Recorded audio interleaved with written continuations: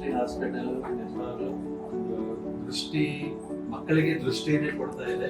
ಯಾಕೆಂದ್ರೆ ಯಾರು ತುಂಬಾ ಬಡ ಮಕ್ಳು ಇರ್ತಾರೆ ಅಂತವ್ರಿಗೆ ಸರ್ವಿಸ್ ಮೈಂಡೆಡ್ ಆಗಿ ಅವ್ರಿಗೆ ಏನ್ ತೊಂದರೆ ಇದೆಯೋ ಎಲ್ಲವನ್ನ ಉಚಿತವಾಗಿ ಕೊಡ್ತಾ ಇದೆ.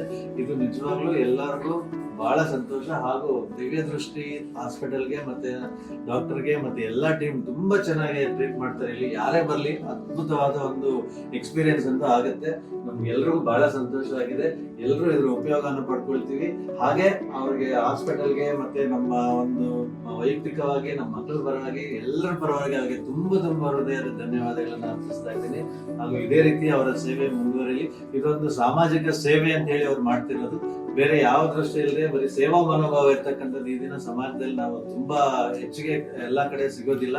ಅಂತ ಒಂದು ಸೇವಾ ಮನೋಭಾವದಿಂದ ದಿವ್ಯ ದೃಷ್ಟಿ ಹಾಸ್ಪಿಟಲ್ ಮತ್ತೆ ಅವರ ಟೀಮ್ ಕಾರ್ಯನಿರ್ವಹಿಸ್ತಾ ಇದ್ದಾರೆ.